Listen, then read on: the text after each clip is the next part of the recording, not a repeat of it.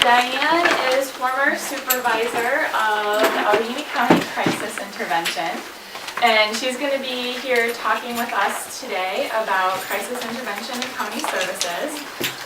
Diane, despite retirement, continues to be active, questionably more active than before, right? You seem very busy. She is currently co-chair of our Brain Fox Valley, which is a traumatic brain injury group in our local community. So, let's welcome Diane. If you have questions as you go, you can feel free to ask Diane. We'll also have a little time at the end, hopefully, too. Sure, we're going to keep this fairly informal. One thing about retirement is you don't really retire, you just move from paid to unpaid. But that's okay too. What I'm going to begin with is just reviewing a few things about crisis situations. I'm sure this is, a lot of this you've heard before, but honestly, it never hurts to review it again and again and again. How many of you have ever been in what you would call a crisis situation? In other words, you personally were fearful for yourself or you were concerned about the safety of your client? How many of you? Most everyone.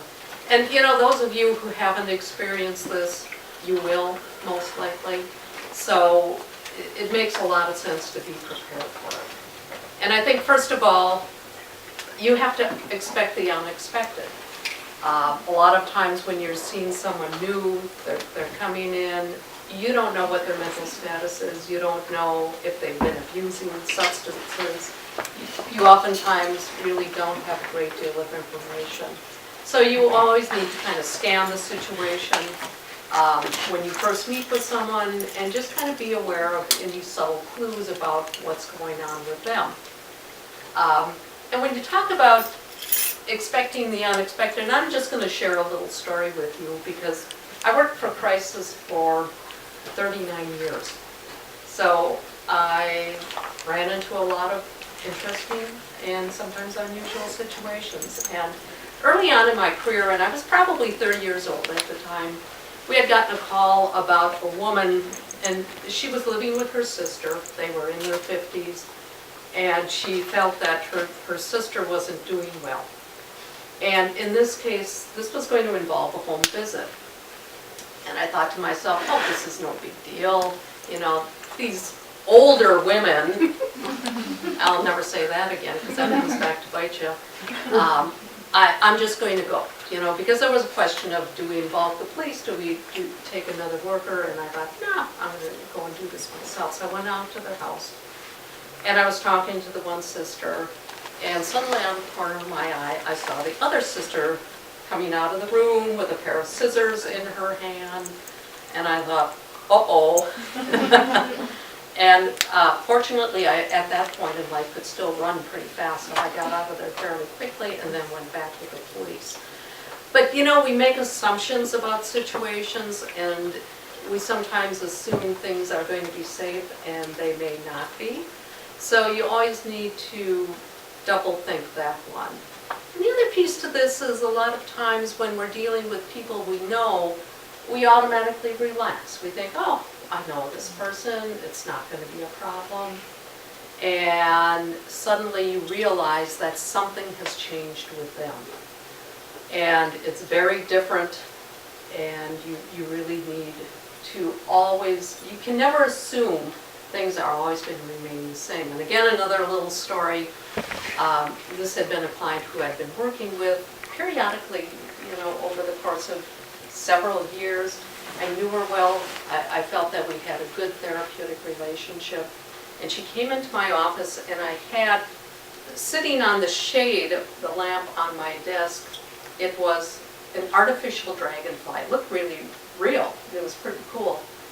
And she looked at that, and I just had that sense there was something a little bit different, something off. And she said to me, I don't like that camera. And I'm thinking, uh-oh. And, you know, it was something that later on I thought, wow, you know, I never would have guessed that that would have been a trigger for her, but obviously she was having some issues that I had never seen before. So never assume that, things can never change with an individual. Do you have a plan? Do you have an emergency plan for what to do when a situation is out of control? Yeah, good. Not only do you need that plan, but you need to practice it. And I think there's a tendency that once we develop a plan, we think we're done, things are cool, and then you kind of forget the plan, especially when the crisis comes. So not only do you need to have that plan in place, everyone needs to be aware of what the plan is, and you should be practicing it. Support staff. I think we oftentimes forget about how important our support staff are. And your setup with your waiting room is rather interesting. It was different from human services because we had kind of this glass wall. And so our support staff couldn't hear what was going on in the waiting room. But they had that ability to pick up on things just by watching behaviors. And oftentimes when a new client came in and they were calling us to say the person was there, they would give us some indication of what they thought was going on, and that information was invaluable. Your staff not only have the ability to see people, they can hear the conversations that are going on in the waiting room. And if you don't look at them as part of your treatment team, you really need to do that. And you need to encourage them to share with you what they're seeing. And if it ends up being nothing, fine. But if it ends up being something, it gives you the ability to do a little bit of planning beforehand. And that's really helpful. Alert others around you when possible. So let's say you, and I'm not quite sure how it works, do you go and bring clients in when they, yeah, okay. So you're walking down the hall with your client, and sometimes you already know that there's something that's not right. If you can, for example, get the person seated in your office, go to the office next to you and just kind of give them a quick heads up that you have some concerns about what's going on, and maybe not close the door to your office. That can sometimes be really helpful. The other thing is, take a look at your office. Look at how it's set up. Do you have the direct line to get out of the office if you need to do that? Or do you have it set up that somehow you got to get past that person and or persons to get out of the office? So simple things like that. And again, you're probably well aware of this. So if you experience a crisis, after the fact, go back and review it. Not only review it for yourself, but review it with others, and really take a look at, was there a different way of handling this? What really worked? What did I like about how this all transpired? Or are there things that we really need to do differently in the future? Focus on listening and not solving. And I know all of you have those skills. And I think, though, what happens in a crisis situation, we immediately feel that need to fix things for that person, to solve the problem, to make it all better. And quite frankly, oftentimes that's not something that we can do, nor perhaps should we be doing that. But you do have that ability to listen. And it's at that point in time that you really do need to focus on what that person is saying and trying to understand what's going on with them. I mean, so often the people we're seeing, they sound so angry, but they're frightened, they're hurt, they're frustrated. And that's what you need to tap into, what's really going on with them, not that demeanor that they're presenting. So you may not be doing a lot of talking. You're simply going to be listening. You're going to be clarifying what that person is saying to you, and not worrying about fixing things for them. And last of all, you know, you have good clinical skills, and I remember when I used to train people to do crisis after hours, which everyone just really loved. And you can speak to that. People would say, well, I don't have, that's not my thing. I don't have those crisis skills. But you do.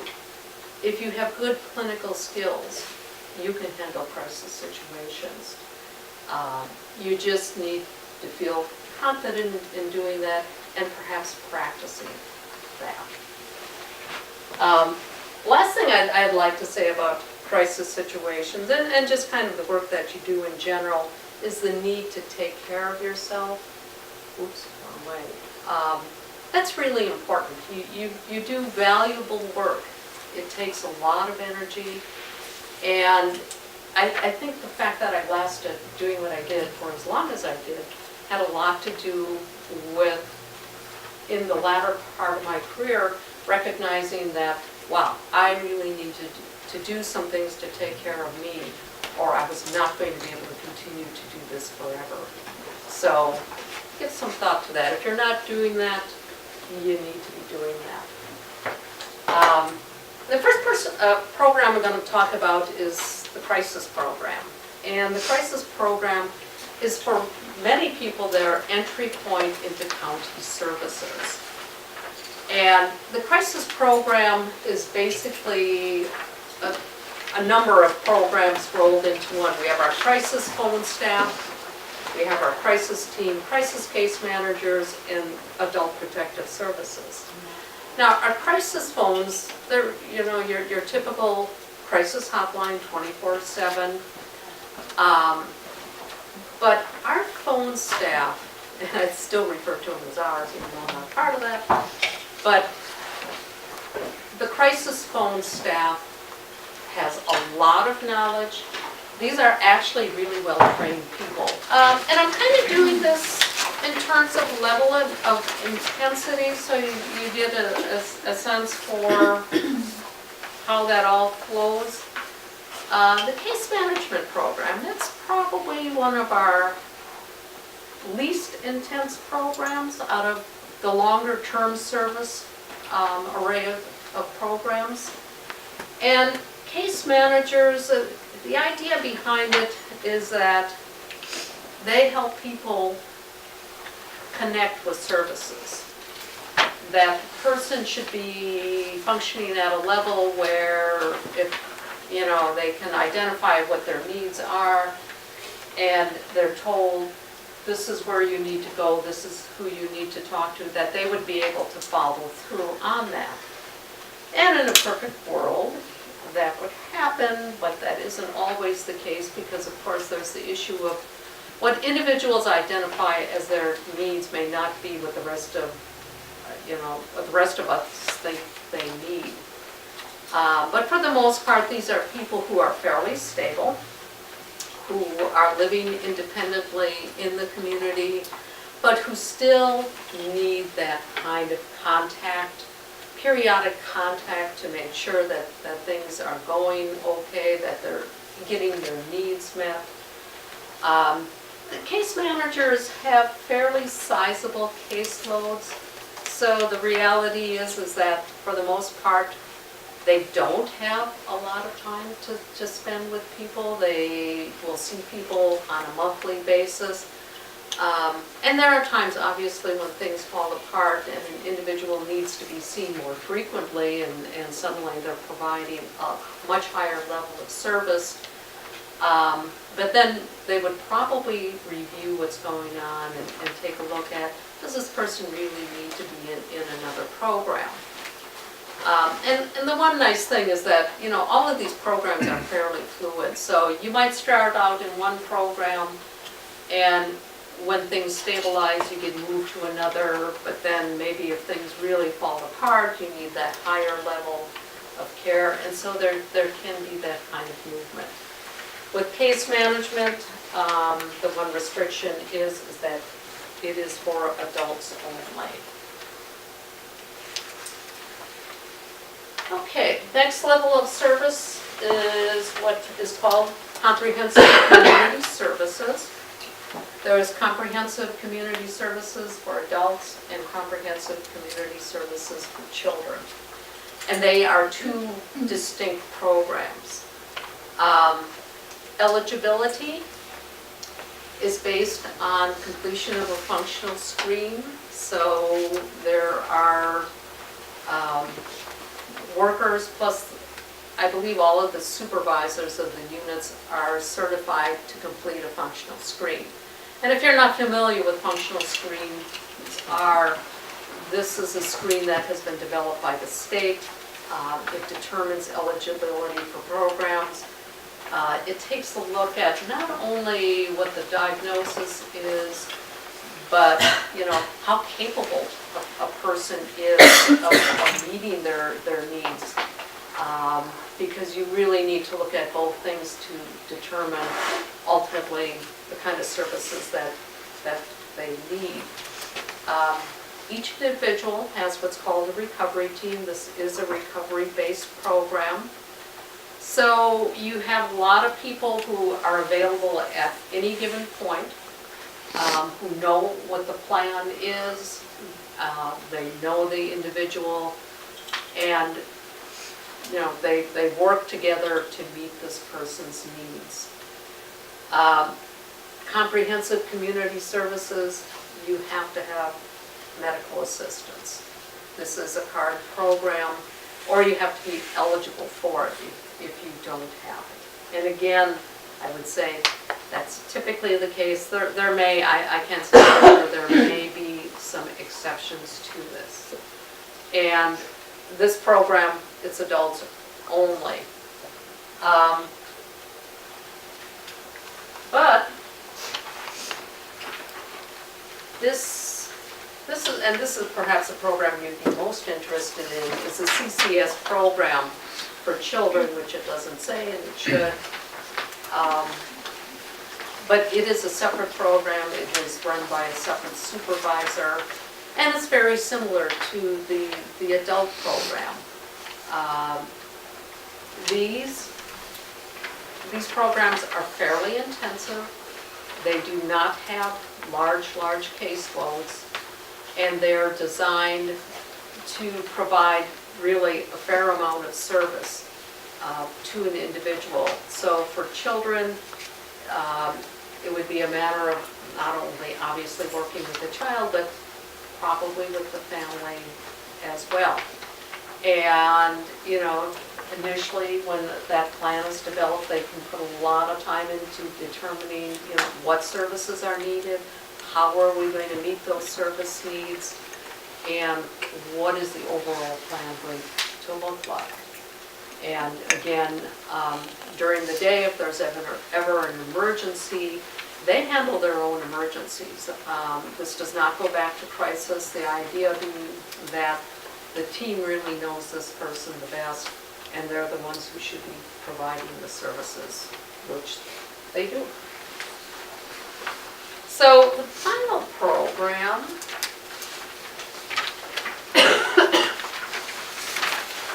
is a community support program.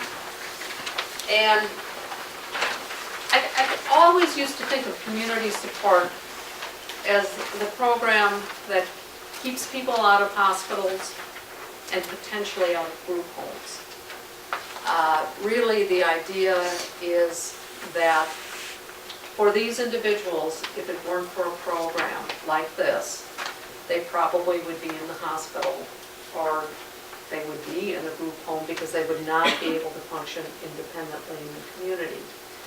This program has the smallest caseloads of any of the human service programs.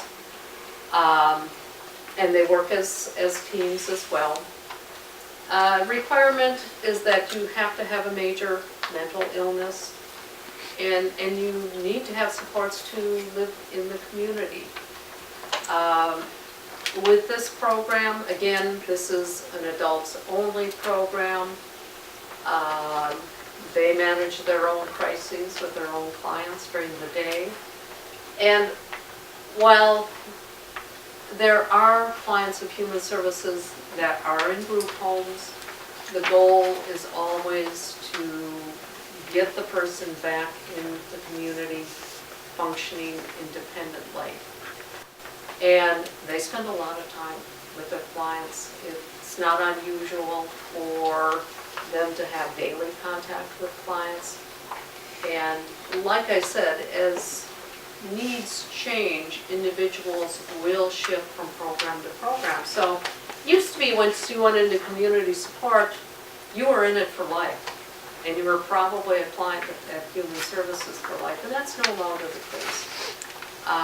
People do move into lesser levels of service, and people get discharged from the community support program. You know, better medications, better management, just better outcomes in general.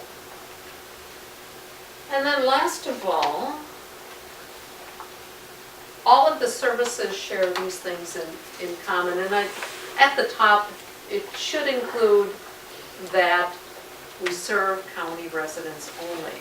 But of course, there's an exception to that, which is crisis will serve people who are not county residents who experience a crisis in the county. That is our mandated responsibility, state mandated. But really what that means is that crisis will deal with the initial crisis and then quickly try and connect that person with their county of residence. If it ends up that the person is detained and the detention is not dropped but pursued, venue would be shifted to the county of residence. And sometimes it isn't always real clear because, you know, we have a lot of people where it's difficult to figure out really where they're from because they have not had a permanent residence in a long, long time. I talked about shifting. Services are primarily for individuals with MA or no insurance, and again, that's not to say that we don't sometimes, they don't sometimes provide services to someone who does have insurance, but you know, that's really not the mission of the county. That's up to you. You get to do that. So it's primarily MA or nothing. All of the programs have access to home consultants and crisis beds. Now, home consultants are probably, a better term might be mental health technicians. These are the people who, and they're part of all of the treatment teams, but a lot of the things that they do include making sure people get to appointments. They're out in the community, picking up clients, getting them to appointments. They do med monitoring twice a day in some cases. So they're literally going out and making sure people are taking their medications. And as you know, that's huge, huge. If people don't take their medications as prescribed, for a lot of them, they're not going to get better. And for kids, well, we can't always depend on the parents to be monitoring the meds, to make sure they're taken correctly, and sometimes the parents take the kids' meds. So that's a real good way of getting a clear picture of, is the medication helping or isn't it? Because then you know that they're really taking it. I should also add that the county has an injectable med clinic, and they have that clinic. It used to be twice a week, probably still is twice a week, because there used to be a fair number of people who were on injectable meds, either because they liked the convenience of it, not having to worry about when to take the meds, or they weren't taking their meds, and this is a way of ensuring that they do. The other thing that the county has is a crisis facility. And actually there are two crisis facilities in town, the counties and NAMI's. And I know, some clients of the county will use NAMI's program because they prefer that. But then there's also the county program, and that really is an invaluable service, having that ability to place someone when we're concerned about their safety. Or in many cases, you know, they're getting out of the hospital, they may not have anywhere to go. And it's going to take a while to get them set up. And, you know, the county isn't in the business of housing people, but let's face it, you know, having a roof over your head is pretty important, and everything goes from there. If you don't have a stable living situation, probably nothing else is going to work. So that is a way of ensuring that they're in a safe place where medications can be monitored, behaviors can be monitored. And often, you know, that's the starting point to get them into longer term housing. Is that just for adults? Yes, yes it is. You know, at one point we did have crisis beds for kids, and they never got used, which was kind of interesting.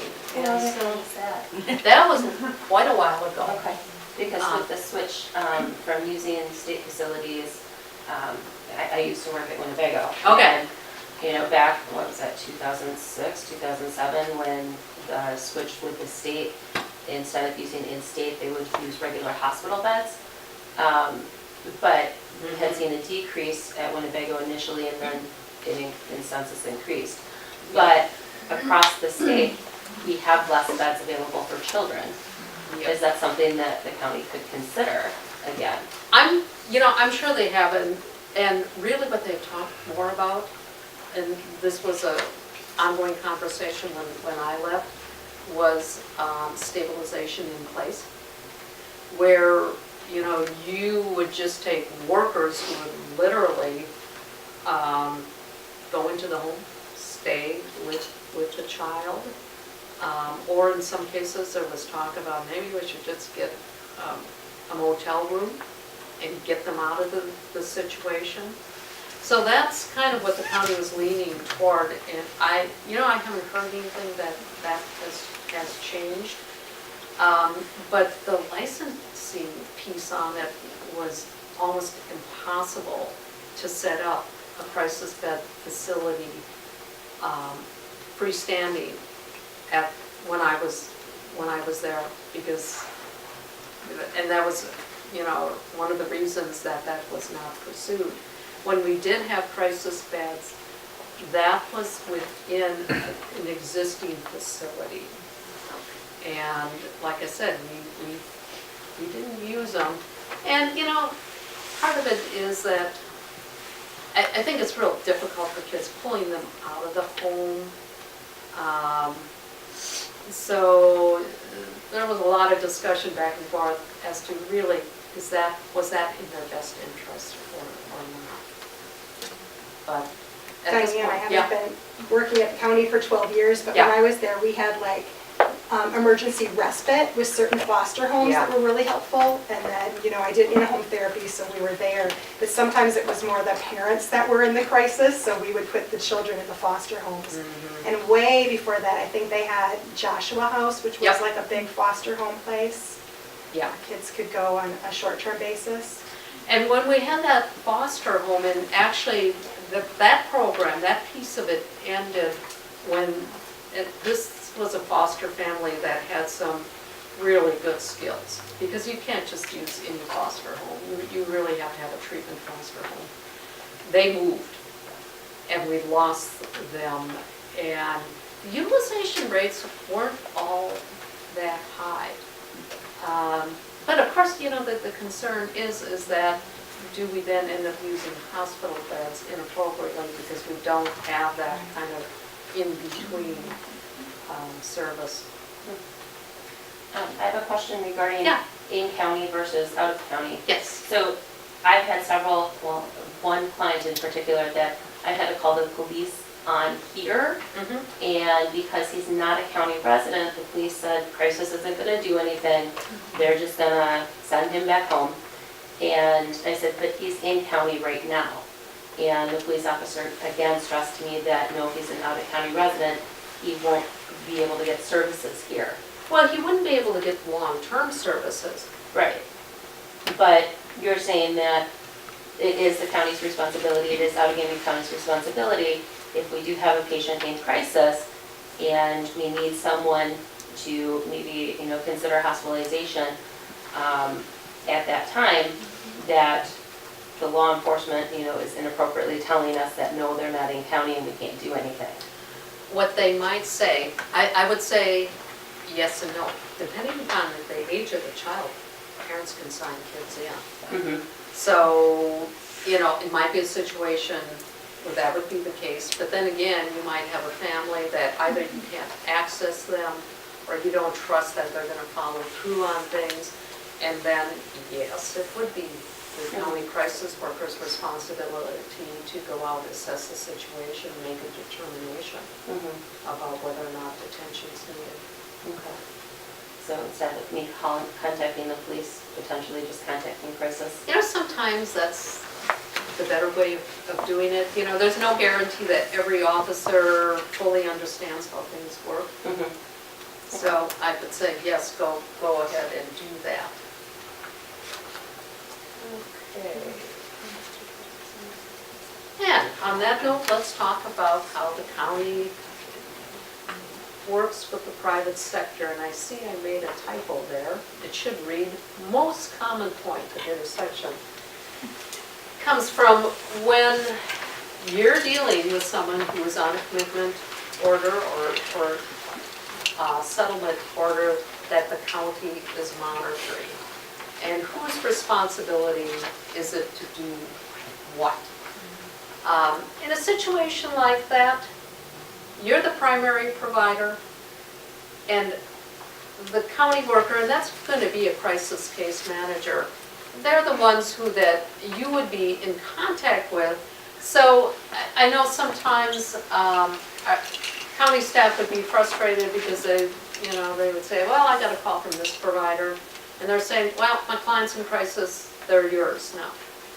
And, that's not quite the way it works. It really, it's the primary provider's responsibility with backup from the county if there's a need to take some legal action. And last of all, crisis isn't the backup after hours for other agencies in the community unless contracted to do so. And the county does do some contracting, but that really is for the crisis phones. The crisis phone service, the crisis phones for other counties after hours. And there are some other things that they do. But no agency should be saying, because for your licensure as a mental health facility, you have to have an after hours backup plan. And it can't be call the county, they'll take care of it. They can still use that resource though, like the crisis phone number Oh. if they're in crisis. Oh, absolutely. That's not what you're saying, it's just like, that shouldn't be your backup plan, like. Right. Okay. Right. Should be Because that everybody way. has access. Yeah. Oh, absolutely. Okay. Yeah, people can call and use that service. And what would happen is, let's say one of your clients, they were really struggling, they called crisis. If the crisis worker felt that this was a life-threatening emergency, they'd say, go to the hospital, which they really shouldn't say. They should probably have you talk to the on-call worker. And by the way, after hours, everyone in the mental health division does on-call. Yeah. I won't say anything further about that, but I couldn't change it. But, if it isn't a life-threatening emergency, they'll talk things through. So, you could be saying let's say one of your kids, the issue may be more the parent's issue than the child's issue, and you could say to them, hey, you're feeling really stressed out on a Friday night, call the crisis phones, talk to them. The crisis phone workers will walk them through some things, and then they'll say, yeah, and on Monday, call your therapist. So that in a nutshell is the services that the county provides. Do you have any questions about specific services or how we work together, how we work together with them? again, I still, in that mode of that's my program. I guess I have a question. So, I know I've run across a situation, it was a while back, where, like, I had someone in my office, I'm an intake specialist, so I just do the first appointments, but sometimes kids are in crisis even at that first appointment. Yep. So, I had tried to get hospitalization for them voluntarily, because they were willing to go. There weren't any beds, so I called the crisis worker, but they told me that they wouldn't come out unless the police came out. And that it just didn't seem very helpful. Is there a certain, like, I guess another question is to, when I work, because I used to work at the Brown County Crisis Center, so I have no background in crisis and stuff like that. We would try to get people in voluntarily, and if we couldn't, we would EM1 them to either Brown County or Belleville, depending. Does Outagamie County contract with like a certain hospital where they have to accept them, whether they have a bed available or not? The county has contracts with hospitals, but that doesn't mean they have to accept anyone. Okay, because it was different in Brown County, because Yeah. Brown County for Yeah. adults, they would have to take them at Brown No, County or that's Belleville because it was a have to take the kids. county-based facility. All of the countries, there is none in our. But Bellevue's not county. county-based. True. They would have to take all of the kids though, because, Yeah, Brown County didn't they never take. did that for Outagamie County. but for Yeah. Brown County, that's how it worked. Yeah. Yeah.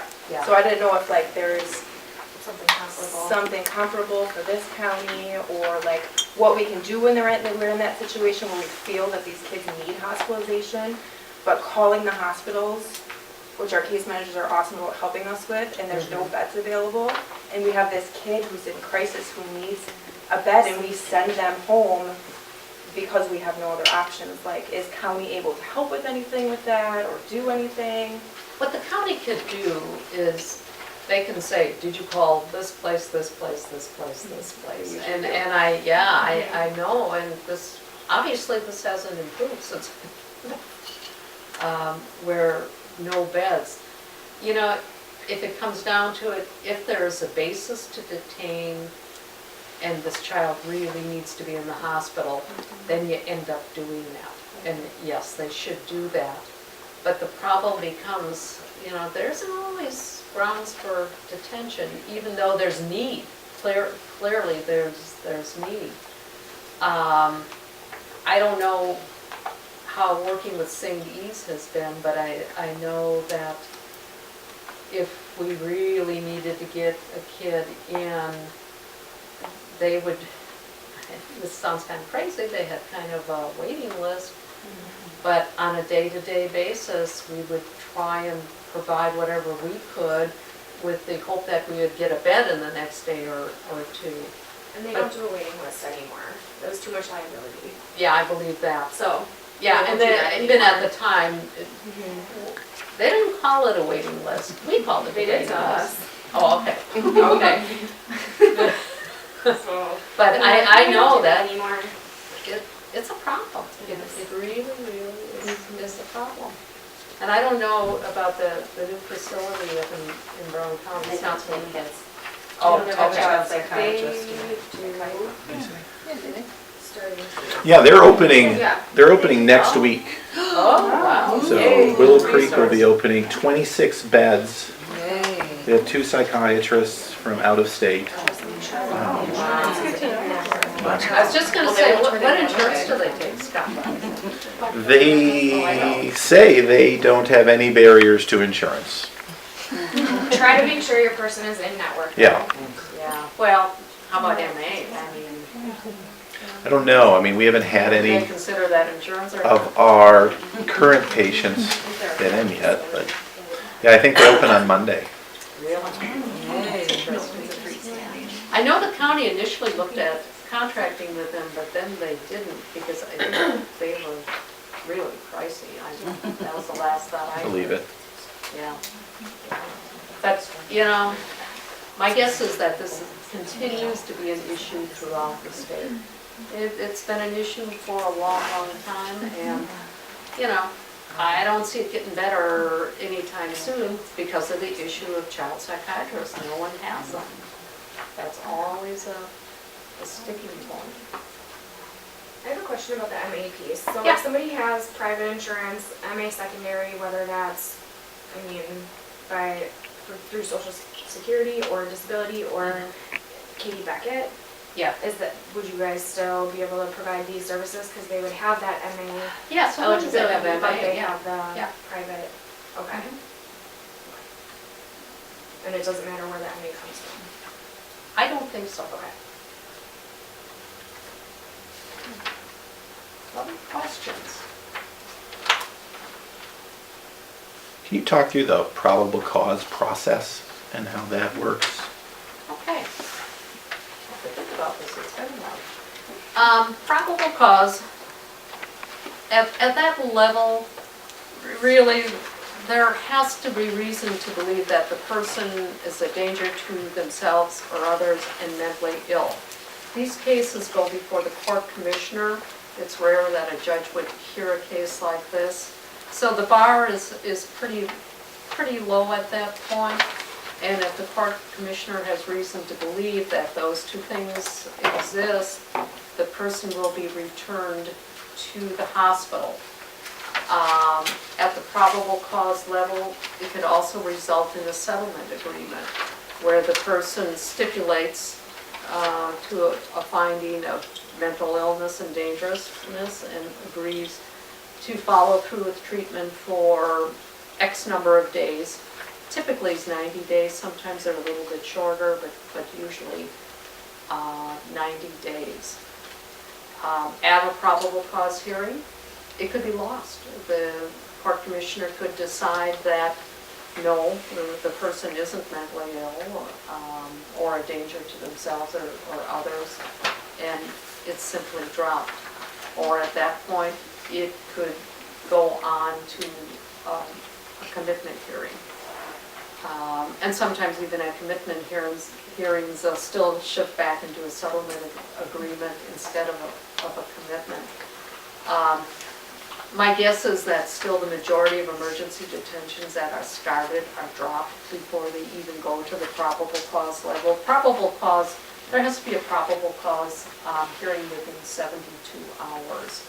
So it's a pretty tight time frame to ensure that someone isn't being held in the hospital against their will for very long.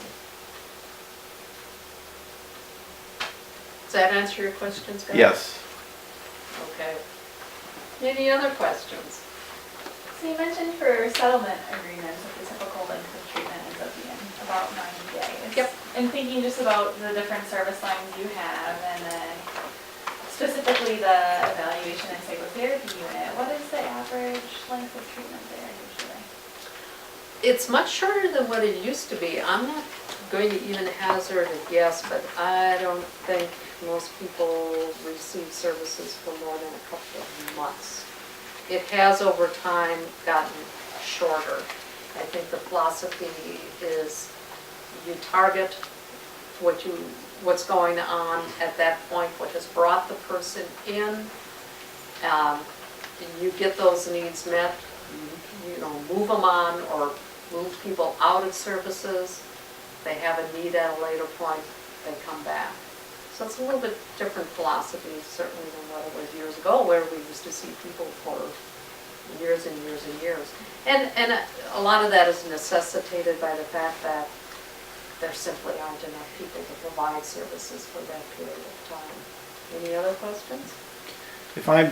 If I am working with someone who is on a stipulation, a 90-day stipulation, and they no-show their appointment with me, and the stipulation is that they follow through in treatment. Mm-hmm. One, does the stipulation agreement serve as a ability to communicate to the county? Absolutely. That is part of the stipulation agreement.